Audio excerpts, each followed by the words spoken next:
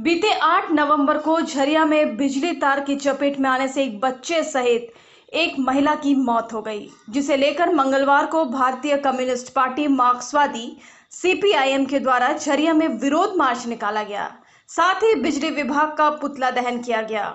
इस दौरान बिजली विभाग की अनियमितता के खिलाफ जमकर नारेबाजी की गई। इस दौरान सीपीआईएम के शिवबालक पासवान मांग किए कि पीड़ित परिवार के 2 लोगों की मौत हुई है, दोनों को 50-50 लाख रुपए का मुआवजा परिजन को दिया जाए। मांग किया गया कि 2 बच्चे अभी भी रांची में इलाजरत है। आपदा नियम के अनुसार सरकार के द्वारा बेहतर से बेहतर इलाज करवाया जाए, नहीं तो हम लोग बिजली विभाग के खिलाफ एफआईआर दर्ज करवाएंगे। जिंदाबाद जिंदाबाद आवाज तो हम एक है, आवाज तो हम एक है। मुर्दाबाद मुर्दाबाद मुर्दाबाद। 2 महिलाओं की शहादत के समर्थन आम जनता एक हो इंकलाब जिंदाबाद जिंदाबाद। बिजली विभाग की लापरवाही के कारण 2 महिला की मौत हो गई। ये हत्यारा है, इसकी इंक्वायरी होना चाहिए कि किसकी लापरवाही से ना हुआ, उसको सजा मिलना चाहिए। हम भारत की कम्युनिस्ट पार्टी मार्क्सवादी झरिया लोकल कमेटी की ओर से प्रत्येक वर्ष इनके पास डिमांड दिए, सेफ्टी वायर के सवाल पर, ट्रांसफार्मर के सवाल पर, आधुनिकीकरण के सवाल पर लगातार हम लोगों ने इनको चेताया, लेकिन ये गैर जिम्मेदाराना हरकत के कारण, लापरवाही के कारण आज 2 मौत हो गई, 2 शहादत दे दी है। मेरा मांग है, भारत की कम्युनिस्ट पार्टी की मांग है कि एक एक परिवार को 50-50 लाख रुपया दिया जाए और रोजगार का व्यवस्था किया जाए उस घर के लिए। सेकेंड है, जो अभी हॉस्पिटल में 2 हमारे बच्चे भर्ती हैं, उसका पूर्ण जिम्मेवारी प्रशासन के लिए। मेरा कहना है कि मैनेजमेंट डिजास्टर के द्वारा उसका लाखों रुपया खर्चा हो, चाहे 50 लाख खर्चा हो, उसको होना चाहिए।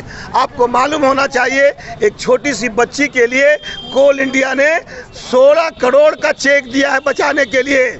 इसीलिए झारखंड नगर निगम बिजली विभाग का जो डिपार्टमेंट है, ये विभाग है, उनसे हम मांग करते हैं कि अविलंब अभी 2 जो हॉस्पिटल में भर्ती है उसका फौरन उसकी सारी सुविधा के साथ उसकी इलाज हो, उस 2 बच्चा को बचा लिया जाए। यदि अगर कोई भी अगर बच्चा इस बार जो भर्ती है इलाज के अभाव में मरा, तो इसका मतलब है कि ये जिला प्रशासन, यहाँ के बिजली विभाग के ऊपर हम व्यक्तिगत केस करेंगे। और अभी हम मांग करते हैं कि इसको 50 लाख रुपया और रोजगार और आधुनिकीकरण जो हम 2020 में जो दिए थे डिमांड पत्र, वो भी हमने लगाया है। जरा पढ़े ये लोग। इसीलिए साथियों, बहुत दुख के साथ मैं कहना चाहता हूँ कि आज हमारी 2 बहन बनो शहीद हुआ है, शहादत दिया है, कुर्बानी दिया है, झरिया के लोगों को ललकार रहा है।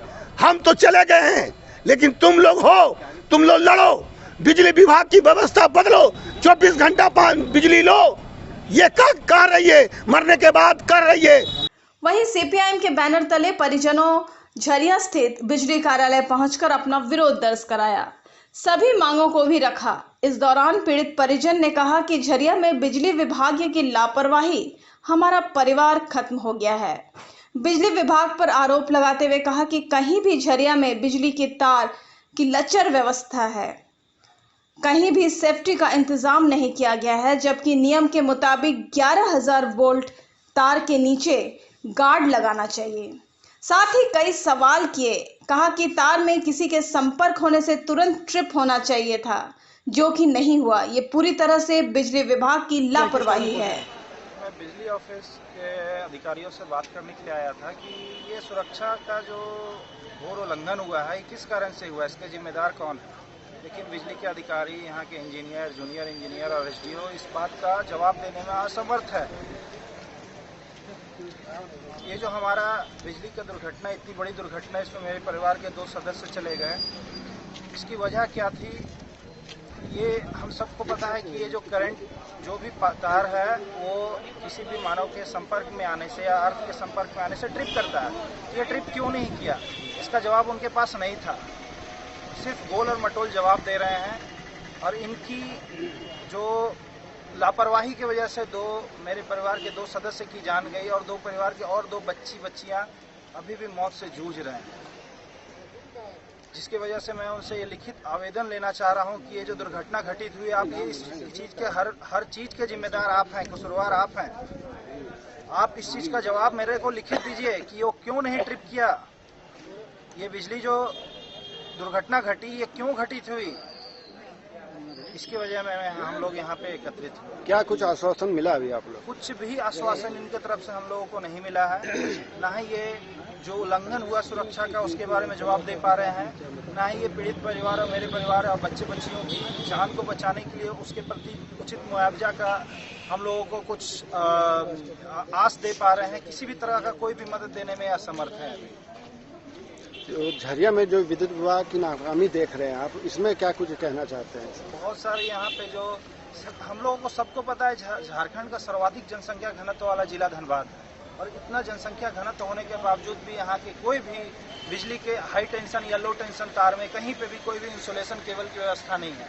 क्रेडलिंग वायर जिसे बोलते हैं, जो तार का अगर टूटने के क्रम में अगर वो जमीन से संपर्क में आता है उसको रोकने के लिए नीचे क्रेडल वायर दिया जाता है, उस क्रेडल वायर की व्यवस्था कहीं पे भी नहीं है। इसके अलावा जो ट्रिपिंग मैकेनिज्म फॉलो करना चाहिए, जिसके वजह से अगर कोई भी दुर्घटना घटित होती है जिसको रोका जा सके, अगर कुछ भी किसी को कुछ अनहोनी हो भी जाए तो वो तुरंत ट्रिप करे, जो कि बहुत ज़्यादा जानलेवा ना साबित हो सके, वो भी हमारे पास यहाँ विद्युत विभाग के द्वारा कोई भी सुरक्षा के उपबंध कार्य नहीं कर रहे हैं। इसके अलावा जो रेगुलेशन है, सुरक्षा के रेगुलेशन है, इलेक्ट्रिसिटी के रेगुलेशन 2010 के अनुसार जो भी सुरक्षा के नियमों का पालन किया जाना चाहिए, एक भी उसका जो कंप्लायंस है इनके द्वारा नहीं किया जा रहा है। मैं इससे